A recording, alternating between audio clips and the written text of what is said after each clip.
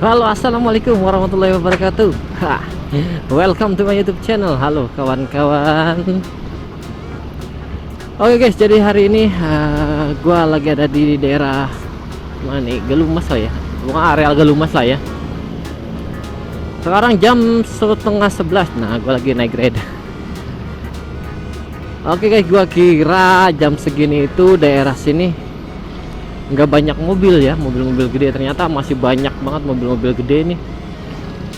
Mungkin kalau mobil bis sih masih mending lah ya, itu karena yang ngangkat yang narik karyawan. Cuman yang gua kaget itu ini mobil-mobil kayak ini nih,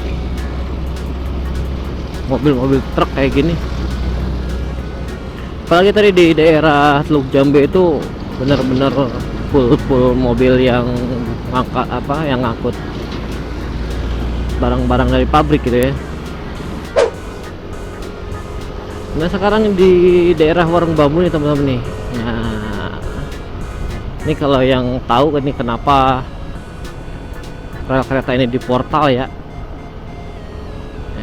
Kalau gue sedikit tahu ceritanya sih, karena dulu itu banyak mobil jemputan karyawan lewat sini, bis, truk juga ya lewat sini. Jadi mungkin ketika bis truk lewat kan itu volumenya lebar ya. Jadi kalau misalkan lewat sini tahu-tahu macet, apalagi kan kalau pengendara motor kan tahu sendirilah, pengendara motor itu bahasanya apa ya, ada dikit bebesin kalau bahasanya ya, ada jalur dikit bebesin. Nggak tahu di depannya itu macet ya. Kadang kita juga sebagai pengendara terlalu barbar sih ya, menurut gue ya.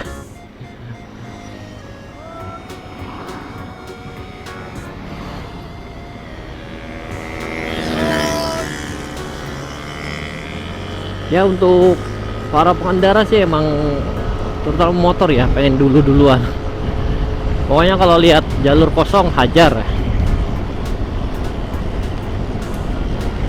Ya mau gimana lagi sih ya, termasuk gue juga sama sih. Cuman kalau gue nggak terlalu bebesin sih, soalnya kenapa, takutnya itu di depan itu macet ya. Ya takutnya kayak tadi yang gue bilang, di sini ada truk gede, di sana motor nggak mau ngalah, akhirnya macet, terjadi kemacetan panjang, terus pintu kereta nutup lagi. Nah itu yang sering terjadi, makanya sekarang itu tutup. Kalau nggak salah kemarin tuh sempat ada penutupan dari PT KAI ya, karena itu sering banget terjadi kecelakaan. Jadi ditutup sama PT KAI, di portal dikasih beton kalau nggak salah ya, dikasih beton yang buat inilah nih, buat penghalang jalan gitu loh. Sempat ditutup, cuman dari warga sekitar itu minta jangan ditutup. Ya mungkin kalau ditutup juga bener sih menurut gua. Kalau contoh ada orang-orang sekitar situ yang bawa mobil misalkan nih, dia pengen keluar kan langsung ke jalur utama. Kalau misalkan dia keluar lewat belakang itu belum macetnya, jauh lagi.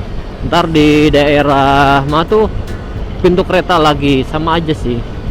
Tapi ya bener lah, kalau menurut gua ya dikasih pembatas. Jadi buat mobil-mobil, cuman buat mobil-mobil pribadi yang nggak terlalu gede lah, nggak terlalu tinggi, yang bisa lewat.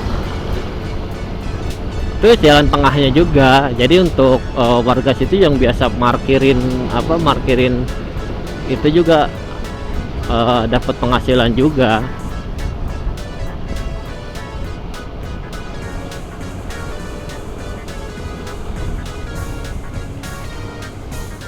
Nah kalau jam segini lumayan rame sih, masih rame banget, banyak yang pulang kerja. Nah kalau malam banget tuh sekitar jam 12-an atau jam 1 jam itu lumayan serem sini.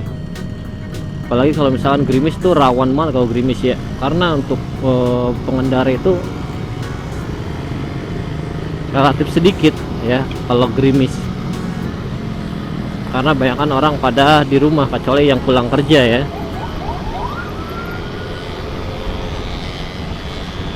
Nah oke teman-teman, balik lagi ke yang tadi ya. Ini masalah tukang parkir nih. Jadi sempat beberapa kali nih gue dengar masalah-masalah parkir ya, atau tukang parkir. Sekarang di Medan ya, Medan yang gue baca berita kemarin tuh Medan,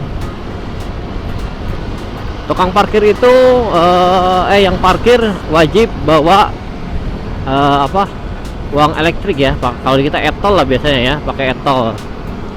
Nah kalau misalkan parkir itu wajib bawa etol kayak pengendara motor atau mobil. Jadi nanti parkirnya itu harus di scan ya, jadi nggak bisa ngasih tunai.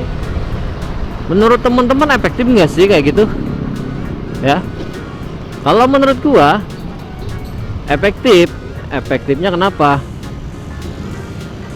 Jadi yang parkir di situ mereka itu udah sepertinya terdaftar sih kalau menurut gua. Kalau gua lihat video-video tukang parkir di Medan tuh yang di IG ataupun TikTok, mereka pakai rompi dari dinas-dinas ya, mungkin dari dinas tertentu lah ya.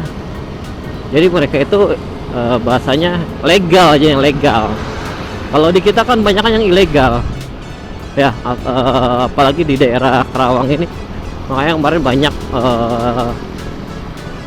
yang mengeluhkan tentang masalah parkir ya. Bahasanya kita beli roti ini, misalnya kayak gue lah dulu beli roti O. Di roti O itu, ini tuh parkiran itu motor di depan toko. Nah gue itu nggak masuk ke dalam toko. Kalau roti O itu kan di luarnya kelihatan. Itu masa iya kita di depan motor kelihatan tetap dimintain?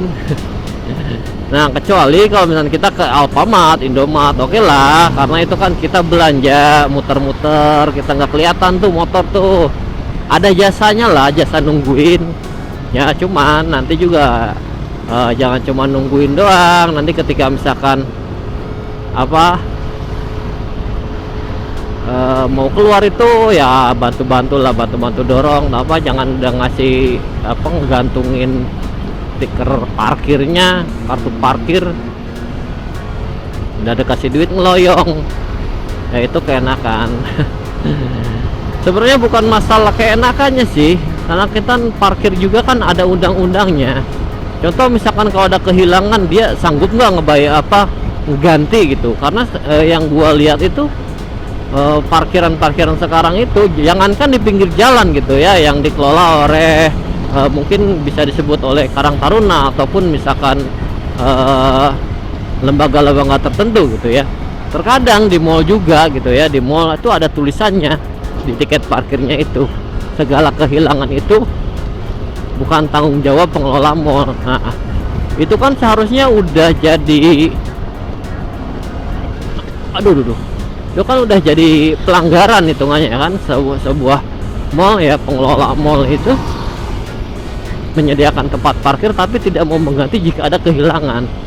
Nah harusnya dari pemerintah, mungkin dari pihak-pihak terkait yang melegalkan bahwa mall itu boleh beroperasi, itu bisa ditindak dulu ya. Jadi nanti untuk mall-mall yang lain juga nggak boleh ada seperti itu. Betul nggak ya teman-teman?